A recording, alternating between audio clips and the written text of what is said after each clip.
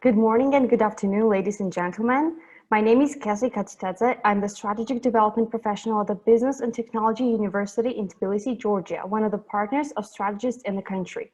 I'm very proud to be moderating today's panel discussion on European Data Strategy Implementation in EaP. For more information about today's topic of discussion, let me tell you that in 2020, the European Commission adopted its European Data Strategy. Later, the European Commission issued the Data Governance Act, the first proposal regarding the implementation of the strategy. With this strategy implementation, the EC is targeting to reach €829 billion value of the data economy in 2025 in the EU from about €300 billion in 2018. During this live panel discussion, we will look through the prospects for the data economy in Eastern Partnership countries, and to what extent are the Eastern Partnership countries able and interested to become part of the common European strategy.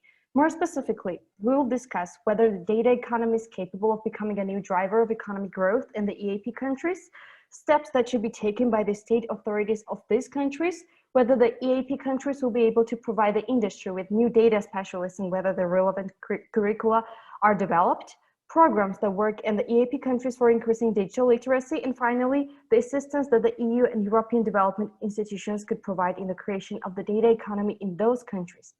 Before introducing our amazing panel, I'd like to tell you a few words about StrategEast. Its mission is to reinforce the values of the rule of law and private property protection in Eurasian and Baltic countries through the transition from natural resource-based to knowledge-driven economies. Its work is focused on the 14 countries that proclaimed or restored their independence after the calls of the USSR. Those include Armenia, Azerbaijan, Belarus, Estonia, Georgia, Kazakhstan, Kyrgyzstan, Latvia, Lithuania, Moldova, Tajikistan, Turkmenistan, Ukraine, and Uzbekistan. StrategEast is based in the United States with regional offices in Ukraine and Georgia. Now, it's my pleasure to introduce our amazing panel members from European Commission and 3 of the above-mentioned countries, Estonia, Ukraine, and Moldova, who will cover each of the above-mentioned issues.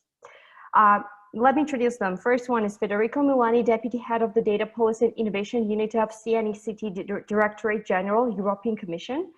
Second one is Florian Marcos, Digital Transformation Advisor at the Estonia Briefing Center. Third one is Alexis Soboliev, CFA, Chief Executive Officer at Prozorro.sale in Ukraine. And fourth one is Vitalie Tarlev, Moldova Digitalization Advisor at European Bank for Reconstruction and Development in Moldova. Each of the speakers will have 5 to 7 minutes to share their perspective on the topic, and afterwards we'll wrap up the discussion with Q&A session, during which not only we can receive and answer the questions from the audience, but panelists will also get the chance to ask questions to each other, if there are any, of course. So our first speaker would be Federico Milani to share his views and experience regarding the European Data Strategy Implementation as an introductory overview of the topic, and then we will move on to the experience of each country presented. Mr. Milani's unit is responsible for defining data policies to support access to data and support the further development of the European data economy. We can all agree that policy and innovation play a major role in advancing almost any direction in today's world, especially when it comes to the economy. So please, Mr. Milani, you may start. Thank you very much. And I'm trying to share my my screen. I hope you can see it now. So the basic, what I would like, just a moment. Sure. What I would like to present briefly is the main objective of the European strategy for data. First of all, as you probably know, the European strategy for data has been adopted the 19th of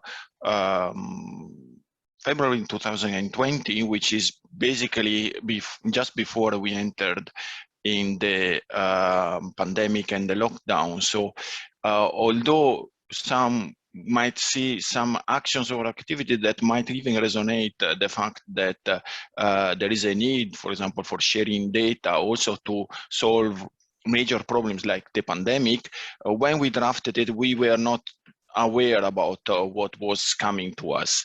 So basically what do we propose in the European strategy for data is really to try to foster the data economy by trying to foster the sharing of the data. And when I'm talking about sharing, I'm not talking about, I'm talking also about trading, selling data. So we are not only focusing on sharing in an open framework, but also all the other aspects that a data economy can bring up. And what we've identified is four key actions that we will follow and that we are following. The first one is to create a legal framework that will allow all the various stakeholders to share the data in an environment that it's trustworthy and that it's clearly understandable who has got the right to use the data or to share the data. We also want to invest in making it possible, and this is why we have launched a high impact project on European data spaces and federated cloud infrastructure.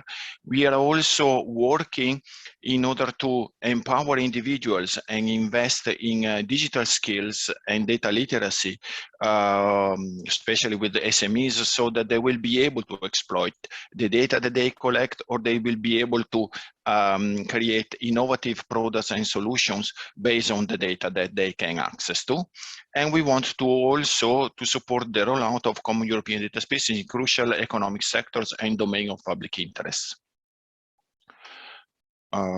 If I go down, the European Data for Strategy legal instruments are briefly presented here. We've got the Data Governance Act, as you mentioned, where we are trying to ensure trust in data transactions. So what we are doing there, it's making sure that the data held by the public sector, by the private sector, could be shared in a voluntary manner, and made available by the data holders to the data users. We had also a number of initiatives that are not focusing directly on data and data sharing, but can have an impact. The first one is the Digital Market Act, where we are focusing on what we call the gatekeepers, so the major organizations that sometimes has a role of gatekeeping in specific economies, and therefore are in a sort of sense preventing new players to enter into that specific field. We've got the Digital Service Act that is focusing again on trying on identify and make it possible to have better conditions for innovate across border on digital service and maintain a safe online environment and protect fundamental rights of the consumers.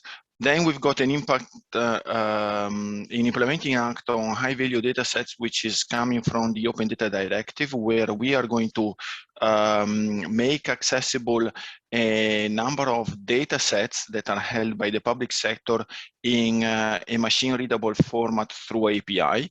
And these are data sets that goes from spatial information to environmental information to weather forecast and in other sectors that we believe that SMEs will find useful in order to use them and implement new applications and new services. And then we've got in preparation the Data Act that is going to look into how to ensure fairness in the allocation of data value among the actors of the data economy. And I'll move then further to the implementation. What we've done then is we've identified a number of sectors where we want to foster the creation of these data spaces where data can be shared in a trusted and fair manner. And we are going to launch a number of projects. We are going to work on creating, on the bottom part, an infrastructure, a hardware and software infrastructure. But then also we are going to support the various data stakeholders to create these spaces where data can be shared. The basic concept that we want to do is basically to identify a new way of sharing data in Europe, where we create the right condition of people, companies and authorities to share data in a secure and trust-creating manner. When we are talking about data, we are not only talking about personal data, but also non-personal data. What we want to do is, in full respect of all the already in legislation that are already in place, like, for example, the GDPR. We want to build trust in the data sharing, as I mentioned. We want to promote the reuse of public sector information. We want to ensure fairness in the allocation of data value among the various actors, and support the creation of sectoral common European data spaces, including the necessary infrastructure, as I mentioned. And with that one, I finish, so that there will be time for the discussion and question and answer. Thank you very much. Thank you very much, Mr. Milani. Based on the current tendencies, we will all agree that ensuring trust in data transactions and regulating market power, ensuring a proper function of single market for digital services, and unleashing socioeconomic potential have a crucial role. And also the 4 key actions that you mentioned, including creating a legal framework, investing in digital skills and data literacy, have an utmost importance. And what the European Commission is doing is truly valuable. So thank you once again for sharing your experience. So our next speaker would be Florian Marcus. Having lived, studied, and worked in 3 different countries, Florian has learned to appreciate Estonians' vision of a digitally accessible government serves its citizens rather than the other way around. With his work experience spanning both the private sector and government, he has witnessed the shortcomings, aspirations, and struggles of each side. Now I will turn it over to Mr. Marcus to make brief remarks on the topic, please. Thanks very much for the invitation. Thanks very much for watching, and also thanks for this really important topic. I'll make it really, really short. So Estonia is perhaps known around the world as the country that has 99% of its government services available online. That has several good reasons, but one of the results of that, of this fascination about digitalization, is also seen in the educational sector. Every 10th university student in Estonia studies something IT related, whether it's about data governance or programming, of course, or international data law. There's a lot of stuff that has to be tackled, and we can see quite a lot of variation across the different sectors in Estonia. I would want to share my screen with you for just a few moments. I want to give you three focus points that we deem really important when it comes to what kind of data we use, how it is being handled, and what are the use cases for society. So in general, this is the Estonian state portal. In here, I can access all of these different online services. And we have, of course, these super straightforward services. So for example, when you click on doing business, you can create your own company online here. You can pay your own taxes online here. It takes 3 minutes. So all of these things, they're easily accessible and understandable for the population. This is really important. Good user service design matters. It's not just whether you have a service online, but how do you make it online? Also, what we're currently focusing on is what we call proactive government services. So we want to make the data that we already have, that most countries around the world have, smarter and more useful. To give you a very simple example, most countries in the world know when a baby is born, they will know the registered residential address of the parents, and they will have information such as primary school is compulsory for children. And if we could connect these 3 data points as a trigger, we could set a notification here at the top right corner that says to the parents, congratulations on the birth of your child. Your kid has to go to primary school in 6 years. Here are the 3 closest primary schools to your location. We will reserve a place for your child at that school today for 6 years in the future. And so the building applications, the financing, the teacher training, all of that stuff can start today so that the resources are ready when they are needed in 6 years. Really important. This is not about science fiction. This is about reusing the data that we already have. It's just about making the correct connections between those different data sets. When we talk about connections between data sets, it starts sounding a lot like Big Brother and how do I know what the government uses and does with my data and so on. In Estonia, we have found a way to turn the Big Brother into a little brother, as we call it. So in Estonia, when you click here on the data tracker, you get this window open where you can see, it's only in Estonian, but still, every single time which government authority looked at what part of your data, when, and most importantly, for what reason. So you have this access panel where you can see how the government is treating your data. And obviously this gives you the toolbox to also go against it if you feel like there is a legal challenge to be had.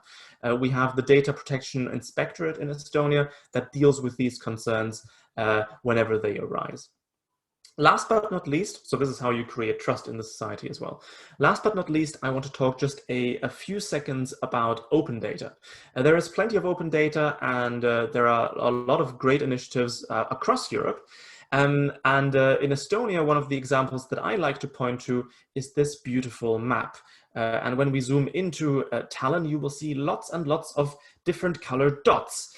Now you can guess for yourselves what you think those dots are, but if we just click on one of them, just on this yellow one, for example, we will see that something happened on the 26th of June 2019, and we can see here, it's obviously only in Estonian, that there is an accident connected with parking, and somebody bumped into another car, like driving rear, into that other car, and the damage was 3,500 euros. So this is an open data map that anyone can use to see where do the accidents happen across Estonia. This helps car insurances. This also helps city planners because they can see where do the most accidents happen. Should we build a roundabout instead of a traditional crossing? There are many different ways that you can use that kind of data, and it is freely accessible online today. Now, last but not least, I just want to give a very quick shout out to all of those wonderful Eastern European Partnership countries that are cooperating with Estonia. Actually, there are many of them represented today, which is great. I would particularly want to underline the cooperation with Ukraine in this level, where the President Zelensky has obviously said that the government wants to build the state in a smartphone, and the cooperation between our two countries is incredibly strong, and I hope that we can foster more of this international cooperation, because at the end of the day, all of your cool digital services don't matter at all if they are not interoperable with the rest of the world. So this compatibility has to be at the foundation of everything we do, and then we can think about the user experience, and then we can think about data privacy and all of those other things, but we need to make sure that our systems can talk to each other. That will be all from my side for now, and I'm looking forward to the discussion and the questions as well. Thank you. Thank you, Florian. The fact that in your educational sector, every 10 students studies something in IT is truly meaningful and amazing, even though, as you said, there's still a lot to tackle. Tendencies are evident. Good user service design does matter a lot too, and all in one room being accessible for users make all the procedures easier. So your perspective is truly important as it's mainly based on the practical experience, and thanks for sharing that with us. Let me now introduce Alexis Soboliev from CFA, Chief Executive Officer of Prozorro.sale. Before leading an award-winning transparent e-auction system at Prozorro.sale, Oleksii worked with the Ministry of Infrastructure of Ukraine on reforming the state-owned enterprises and open data policies. So it will be quite interesting to learn about his perspective. So please, Mr. Soboliev, you may start.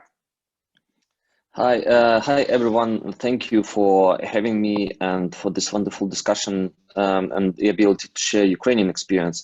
As Florian mentioned, we actually do cooperate a lot with Baltic countries, and on IT sector, we actually integrated one of the solutions as our basis for interconnection of the registers that are in Ukraine. So, and it is actually true that the digitalization is the core of President Zelensky's policies. So basically the government and the president decided that since Ukraine needs reforms a lot, why not we just leapfrog a couple of steps and start with the digitalization before, like implemented inside all the reforms that we are currently doing. So one example would be just yesterday, our parliament voted on e-passports. So now in Ukraine, they would be as valid as paper passports. So that actually allows this whole digitalization drive to foster and to move faster. Then there are two approaches that we have in the country regarding the digitalization and the data usage. One is one similar to the Estonian approach, is that there is a website with all the government services, and there is a big work being done to connect all the registers underneath on the backside of the IT stuff. The other side is that there are several areas like electronic auctions, electronic procurement, electronic health services that have systems that use APIs, and the government will provide just the basic infrastructure for data management, and all the transactions would be carried out by connected private partners. So it's like akin to PPP in the digital sphere. So that's how e-health in Ukraine works, and also how Prozorro procurement and Prozorro.sale auctions work. That allows to generate lots of data, and also like make it easily accessible for all the public, and also the transparency that this two-tier system brings trust back to the procurement or to privatization auctions or whatever spheres you're using. So the country is moving in two directions digitally. Also, another big thing that the country is working on right now is building infrastructure for its digital drive. So we need more broadband connections, better internet across the whole country, because Ukraine is pretty big.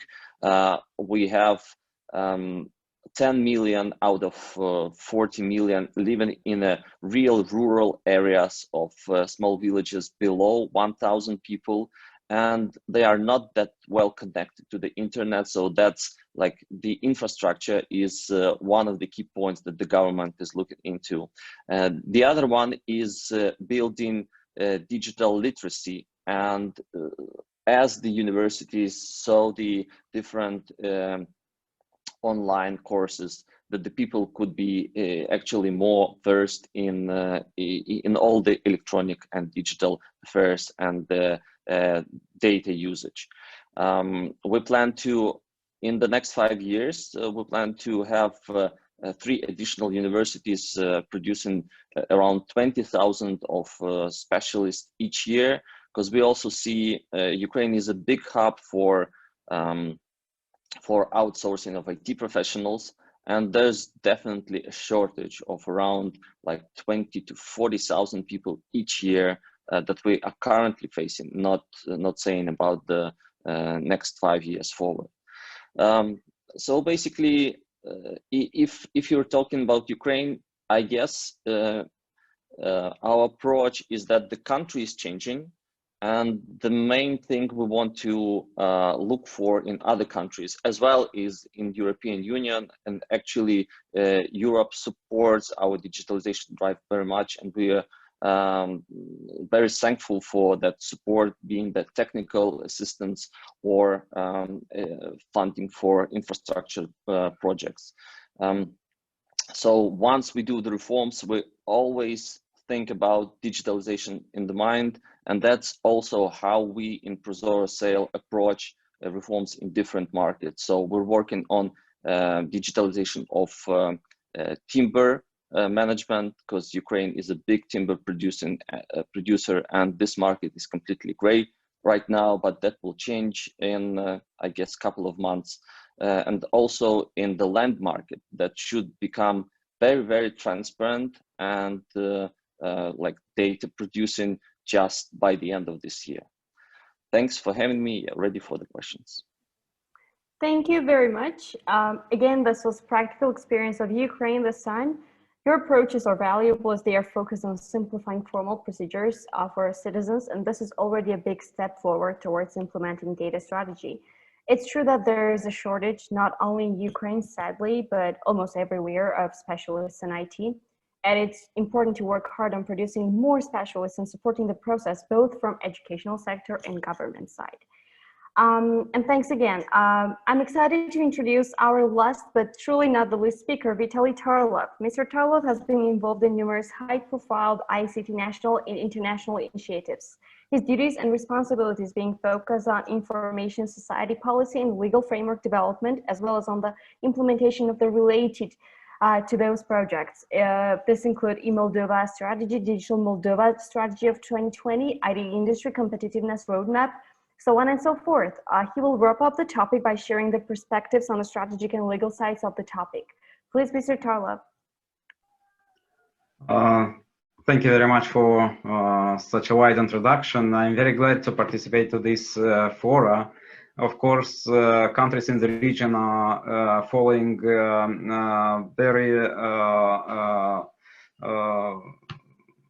in a very permanent manner the trends at the European level. So me, from my previous practice, I know that EU is better in setting up trends at a global level in different critical areas, for instance, personal data protection, later on cybersecurity. So from my perspectives, we are coming to the next milestone. So digital society actually is nothing without proper use of data, and we are moving very close to the mass consumption of technology. The concerns of the government, of institutions, of European institutions, are to bring value to the usage of this data.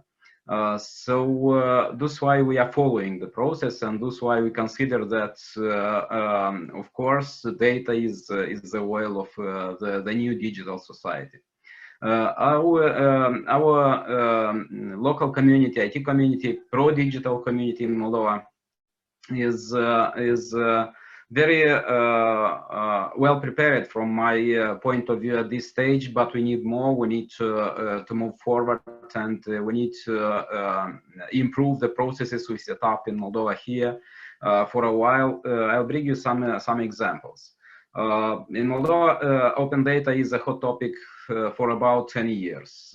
It's more than 7 years when at legislative level we set up that all public data have to be available online, have to be machine readable, and in this regard we have already some lessons. For the first time, we understood that opening data is not enough. We need to have processing capacities. We need to have absorption capacities. We need to have capacities which can produce added value based on the published data, and can help to improve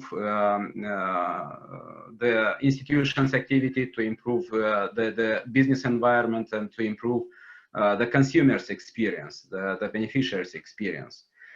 So from this point of view, I consider we came to the next milestone from another perspective too. So we have a great legislation in reuse of public data. We have a great legislation on interoperability framework platforms. We have operational clouds, and we have operational infrastructure elements for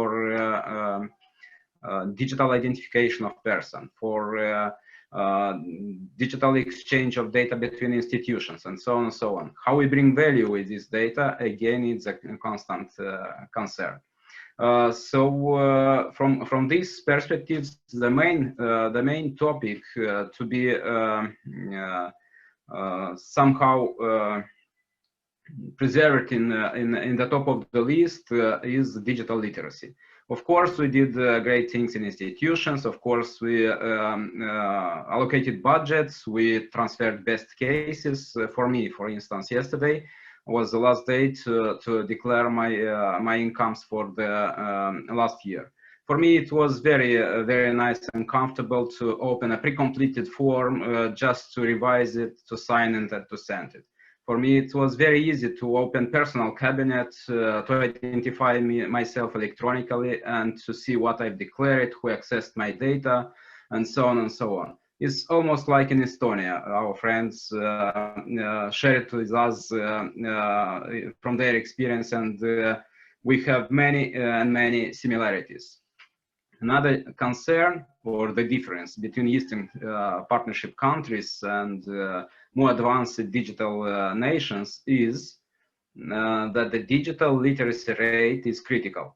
Not so many people are using the existing capacities, the existing digital services, the existing open data, and so on and so on. So it's not only about capacities to process those data and to produce that value. It's about how those data is used in day-by-day life, how people feels the value of that data. And of course, a subsector is trust and security, and we rely more and more on our EU partners in supporting Eastern Partnership countries in transferring best practices in how to implement trust and security in a democratic way, where human rights are in the center, and trust and security means something really citizen-centered. So in Moldova, donors, partners, development partners, how we call them, EBRD is implementing very ambitious projects in relation to bringing digital value to everybody.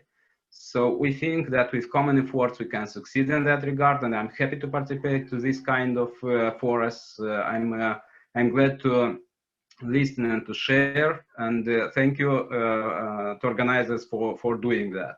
Thank you. Thank you, Mr. Tarlev. Your experience in the strategic and legal side of digital initiatives is truly amazing, as it is already a draft roadmap on how to implement the data strategy. So thanks for sharing your perspective with us. Now we can start the discussion part based on the topics that I mentioned earlier. All of you covered most of them, but there are two that we could discuss even further. Programs that work in the EaP countries for increasing digital literacy. We briefly mentioned them, but mainly talked about the existing ones. But it's interesting to hear your thoughts, how new programs can be created, or how the existing ones can be modified or implemented. What are the key elements to consider in the process? Most likely this, as I imagine, includes educational programs that are inclusive and accessible for all interested candidates.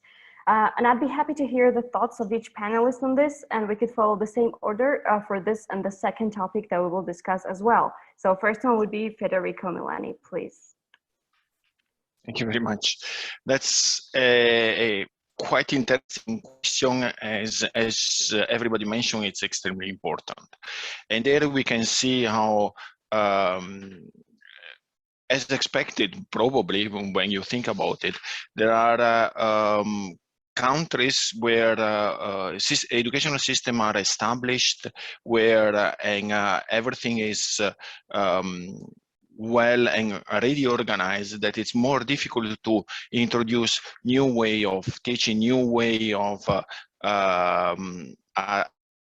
addressing these new issues as digital skills and becoming more digital aware and more competent in using digital technologies and data. So what the European Commission is doing, of course, education is not part of the competences of the European Commission as such, but it's, of course, promoting and coordinating actions. So what we are doing is really to try to promote the use of digital technology and promote the teaching of digital technologies and digital skills at all levels, starting from the low education and going up to the high education. In the high education specifically, we've got now the program of Digital Europe, where we are pushing and supporting universities, for example, at establishing masters for data analysts, AI experts, high performance computing experts that will be then hopefully be the future generation that will be able to use this new technology that are coming up. This one we are doing it, of course, at the European level, because there we can provide a bit of support, especially DG Connect. But there are also other initiatives that we are trying to promote, like Better Internet for Kids, where again we've got a sort of coordination and promotion of the use of these technologies. It's a difficult process. The pandemic has shown the importance and has, in my opinion, also accelerated the process of the society of becoming more digital, because we've already immediately identified that the technology can help us to stay in contact and to use the services, as we've heard from the other participants of Estonia, Moldova, and Ukraine, where it's possible to get access to the services that otherwise it would not be impossible. It would not be possible now in a phase of lockdown. So we are trying to do our best, and we are pushing, of course, all the member states to invest in creating this environment where people will be able to learn and use more and more and better the technology, the digital technology that are coming. Thank you for your feedback. And yes, due to the acceleration of the digitalization process, due to the pandemic, there is this increasing demand on more IT professionals. Thus, the need for programs, most likely the modified ones that can fit the new requirements more efficiently. So thanks again, and I'd like to move on to Florian Marcus to hear his feedback on the question, please. So the issue with education is, number one, it's really expensive to go through the entire country and educate, especially those that are not interested in digitalization. The second challenge is also a political one, I would say, because politicians like to pose in front of finished railway stations and, you know, completed business parks, because that is an easy photo op for them that they can also, you know, finish within one election period. The problem with education is that, number one, it's nothing that you can stand in front of, and number two, you will see the effects in 20 years. So this makes it comparably unattractive for politicians, not just in Eastern Partnership countries, but around the world. So this is a very worrying development that we've seen. I would, however, say just a few words of experience about the Estonian side. So we've had one really expensive and really long time program called Tiger Leap and Look at the World. It was basically bringing computers. It was in the late 1990s. Bringing computers and internet connection into every single school in the country. Back then, people did not have personal computers. So back then it was, you know, computers were 3 times as expensive as a Lada back then, just after the collapse of the Soviet Union. This Look at World program meant that the government would rent big circus tents, you know, usually filled with lions and giraffes, but now filled with computers and printers and so on, and just moving from village to village through the entire country, explaining to the general public, this is a mouse click, this is Internet Explorer, this is Windows 95 back then. So all of these basic skills have to be taught, and it is time intensive. There is no way around it. You could start doing these lessons and so on online, but the problem is that the people won't get there because you didn't teach them how to be online. So you have to start in the physical world, whether we like it or not. And this will be, especially for the more developing economies, this will be a big burden where I think European frameworks can help a lot. Estonia has done, I think 6 or 7 years ago, an open government policy development course with the government and civil society of Moldova. So there is plenty of cooperation that can be done, and I think best practices shared it's a very useful forum for joint developments in the sphere. Thank you very much for your feedback. Now it's interesting to hear what Alexis Soboliev thinks about this topic, please. Thanks. So I guess there are 4 vectors that the country is moving right now. First, we had the luxury of good technical education that was left from the USSR and kept throughout the 30 years of Ukraine's independence. So we have a pretty good universities that teach technical engineering skills, right? But we need more. So the strategy of the state for the next 5 years is to triple the amount of people who study STEM in the universities, and that also means that it wants in every regional center to be at least several universities that are like focused on electronic digital education. One example would be Kyiv School of Economics, which was just a master's program for economics. Right now, it's issuing like bigger program for thousands of students that will teach economics and IT. So that many universities, similar universities in different regions, they follow the same route. The other object of the government is to increase 5-fold the number of STEM specialties in schools throughout the next 5 years. So the kids would be digitally literate. And also, this is like more conventional way of approaching education with education offline. Then there is online education, and the government is constantly issuing new online courses on both the digital literacy or on specific topics. There are several campaigns throughout the last 2 years, I guess like 3 or 4, that were heavily supported by the Ministry of Digital Transformation, featured with celebrities who kind of promoted the course, and they reached several millions people who were aware about the online courses and how they can learn about like digital, all things digital. And the last one is, I guess, the real effect vector that I was speaking about, that, for example, since the passports, like the paper passports and e-passports are equal now, that will eventually lead to all the people, not just below 30 years of age, but more senior. They would use more digital services that are provided. They wouldn't have to carry the passports or use the passports anywhere because of this back-end development that the ministry is doing. So like the new changes that would become more convenient for people, and they would literate themselves just because it is easier for them to do certain things with the government or with each other, either be trade or I don't know, connecting, etc. That's about it. Thanks. Thank you. Before I move on to Vitalie Tarlev's answer, this is just my question regarding your feedback.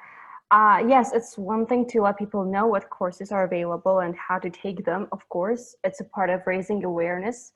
But don't you think that there could be another type of raising awareness necessity in all the countries we talk about? For example, to explain to those people, like potential candidates of taking the courses, what this courses, not what this course are about, but why they are important. What are their role in economic growth and countries' development, like general concept ideas of each courses, not the like technical part. Do you think there could be some of that type of awareness campaigns in the society? And if there are already any of this type, could you tell us that too? And this question goes to our next speaker as well, to Vitalie Tarlev. Yeah, so just briefly, that was I was mentioning about the celebrity campaigns. So there were like several of them, I guess 3, where celebrities didn't talk about, you know, the technology behind that, right? But how in the real life you could use that, what would be valuable to you, and come on, I'm using that, why won't you use that too? So it was really, you know, like popular style celebrity endorsements. So that worked. Okay, thank you so much. Yeah, please now, Vitalie, Tarlev, your feedback. Thank you. My contribution to this part of the discussion would be to change the perspectives when we are talking about digital literacy. Yes, almost everybody now is using different kind of instruments, digital instruments. Every kids are now learning online due to pandemic crisis and so on and so on. We're not talking about general digital skills. We're talking about the next level digital skills, meaning that skills to make use of digital public services. Not so many are ready to use electronic identity in order to access public services. Not so many are ready to use even bank accounts. We have a rate of about very close to 100% of people having bank accounts and bank cards, but how many of they are paying online? So this is about, again, electronic services too. So when we're talking about digital literacy, we have to keep in mind the verticals, economic verticals. How many businesses are using digital instruments in our countries, and how many are providing to their customers digital services? That is another aspect of the same issue, digital literacy. So we have to work on verticals too. Regarding the government, we almost from top to down, we almost solved this issue. Almost every public servant now is using electronic identity and using electronic means. Just 2 years ago, we escaped from using papers in public institutions, but it's still there. So how are we tackling this major issue? We have a few programs developed here in Moldova. One of the most successful in providing digital literacy in wider group of population is Tactile Projects. It's an excellence center, ICT-based excellence center, supported by the industry, by the Association of ICT Companies here, by the government, by donors. In about 3 years, they succeeded to touch about 15 to 20% of pupils, of kids, providing digital education. And now we're extending the projects to a national network. In every district center, in every regions, we have to have this kind of excellence centers and to provide access to robotics, to artificial intelligence courses, and so on and so on. This is about delivering or providing access to digital literacy to everyone. We have few sectorial digitally innovation-based centers for verticals. For instance, for engineering, fab labs, for creative industries, art course, and so on and so on. So digital literacy is going to verticals, but we need more precise and more engagement from government and from business. So only 2 years ago, we succeeded to introduce mandatory courses in the primary school digital education. And it was done by the Ministry of Education and the Association of ICT Companies. You understand? You see the difference. So not Ministry of Education, not general approach local authorities, but Ministry of Economy and the industry, ICT industries, has to provide computers, to provide curricula, and it was introduced mandatory. So digital literacy is a very wide topic, and let's work together on this. Thank you very much. As we have about 10 minutes left, very roughly, I want to move on to the next discussion topic, but let's remember the timing also. So as the main goal is the economic growth, second topic of discussion would be whether the data economy is capable of becoming a new driver of economic growth in the EaP countries. All of you covered this part briefly, but it would be great if we could go a bit in depth. What can be risks, evaluation of how realistic it is, and what kind of support is necessary to make it possible or even accelerate the process economic-wise? This could more likely intersect with the legal governmental support than of educational parts. So let's follow the same order as before. First one will be Federico. Milani, please. Well, I'll be very brief, and I will point it out to Florian, because Estonia would be the clear example on how digital technology and the data economy will be, from one side, a driver for all the other type of economy, but because you can see it in many other sectors, and all the sectors, how data-driven solutions, identify solutions, services, identify new product are extremely important and give a great advantage to the various industrial and economic sectors. And then the example, as I was saying, of Estonia on the governmental side, how we talk about better services, but also I'm sure that Florian can talk about the saving in expenditure for moving to digital service, and a better use of basically taxpayer money on providing better services. So I'll stop there, and I'll let Florian and the other panelists that have got a much better experience than mine. Thank you. Let's move on to Florian then, please. Yeah, thanks so much for that additional time. That's very generous. What we should bear in mind is that the data economy and the economic savings are exactly as Federico pointed out, not just for the private sector, but also very much for the public sector. So we can all benefit from this.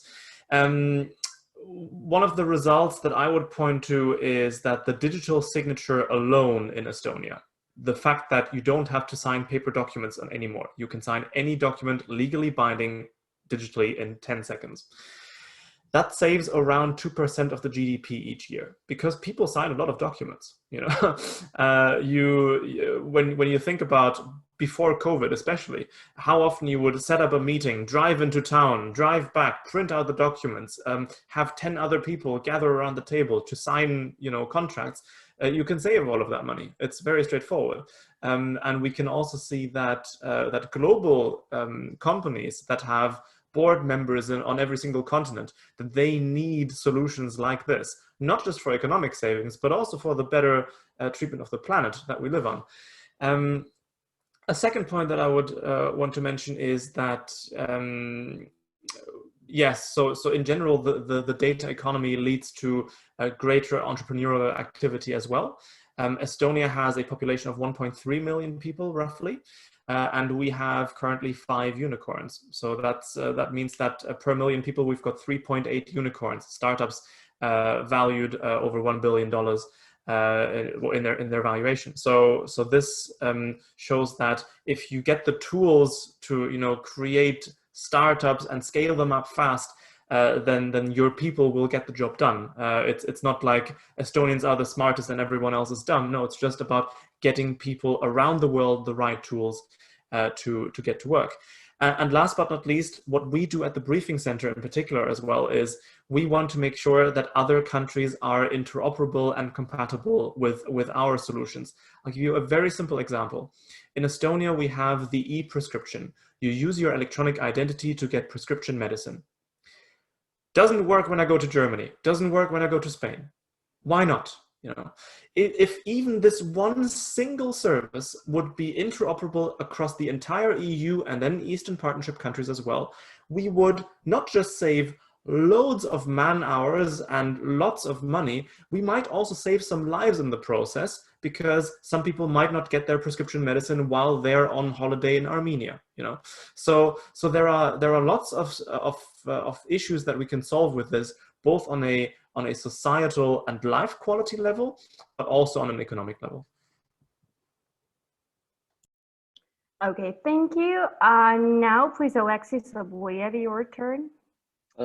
Thank you. Well, I fully subscribe to whatever Florian said. So basically, our example shows how digitalization can unlock value in the country. So our transparent auctions help the government to increase proceeds from privatization tenfold, and the same is happening in all the other areas.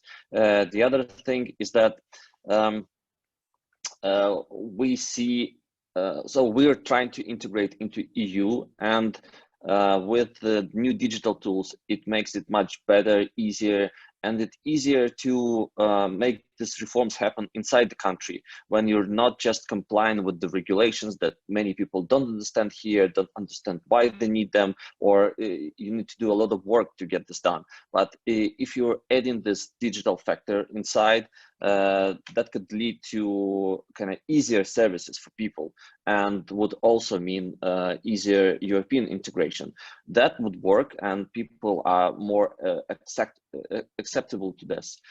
If we're talking about the GDP effect, then the estimate of the government just for the open data initiative, like one of the areas in digitalization, like in the next 5 years would generate a couple % of additional GDP per year. And the Ukrainian IT sector is the second biggest export sector in the country. And as Florian mentioned, that because tens of thousands of people are working there, first as outsourced, like more commodity-like work, then doing products like Ring that was sold to Amazon, and or Reface, that's one of the top apps in the App Store currently, and this is a small team based in Kiev. So all these ecosystems that really they really work and allow the country to produce innovations on the global scale, which is very hard to do with conventional means like building the factories, etc. And what we need to have as a support, like what we are looking for, is of course the investment, because we're a capital deprived country. Ukraine definitely lacks capital, but there are lots of opportunities and to be had in Ukraine, but kind of the capital is what the country is lacking. And we need more for backend development, for connecting the registers, for just making the telecom investment. We need to connect all the people in the country with good broadband access, etc. So basically, there's lots of opportunities for like European partners to be had in Ukraine while the country is digitalizing and moving to the digital economy. Thank you very much for your assessment. Now, let me move on to Vitalie Tarlev. Please, it's your turn now. Thank you. I would complete what distinguished guest mentioned here with a new phase of this. You mentioned about risks. So let's see, COVID is a risk or not a risk? During the pandemic crisis, actually, the digital industry was the first who responded, and digital solutions were the first who helped us to mitigate in different sectors to mitigate the problems appeared. First of all, on interaction or doing business or with the authorities or customers and so on and so on. So from this point of view, of course, digital sector can help us to find new solutions. And during the crisis, the first hour exercise, at that time I was working for the Ministry of Economy. So at that time, the first reaction to have a screening of the legislation and to see what are the main constraints for remote interaction, remote recognition, remote know your client regulations in different spheres, and so on and so on. So what we discovered that even having a second edition of the law on e-document and e-signature, just in a few years we discovered 30 laws which were mandatory, requiring people to go to different kind of entities and to sign documents and to go to notarial services, to go to apostille, and so on and so on, just in a few years. So this is not yet modus operandi in our countries. Even we make some changes, some progresses, things are still going very conservative for in many sectors. Who responded first when we came with solutions? We came with a roadmap on electronic economy and e-commerce, on few brief action lines we needed to address just in a few months. The first response came from the IT industry. Moldova IT Park, one of the biggest platforms, which has a dedicated fiscal regime, the better actually in the region. They first responded, and they helped us to go directly to SMEs and to help them, to provide them solutions and to help them to mitigate the risks. Well, from another perspective, regional cooperation. My country has an association agreement with the EU. Yes, it works pretty well in integrating Moldova in the European market. Our fine wines can go now everywhere, and it's nice. We are happy about that. We are happy for customers. Why not to do the same with digital signature? We do not have yet a digital transborder recognition of digital certificates in our countries. We are trying now to implement a project with Ukraine and Estonia on transborder recognition to give a pilot example. But if it works for wines, for beer, why not to think about digital services, transborder recognition and circulation of digital services, because this is digital. So our agreement is great, but is not fully used in order to promote, to integrate the region and to promote best services for everybody. And our expectation is that the new data strategy will include Eastern Partnership countries too, and we will be the part of the same process. Thank you. Thank you very much. All four of you have provided feedback on both of the topics. We've discussed them really thoroughly. And as we have approached the end of our panel discussion, I'd like to thank all four panelists for their engagement, as learning about their perspectives is prominent to see the bigger picture of the prospects in data strategy implementation. Because educational programs, role of policy, and the side of innovation are several of the major building blocks of today's topic. Most importantly, I should mention that sharing our experience, thoughts, perspectives, recommendations can lead to greater impact. The idea is to learn from each other and support each other on this road to our development and keeping up with the latest tendencies. Thus, the contribution of each country presented today is highly appreciated. So thank you for that. I would also like to thank the audience for watching us and staying until the end. It was an honor for me to moderate the event and be with you today. Thank you, everyone. Have a great day.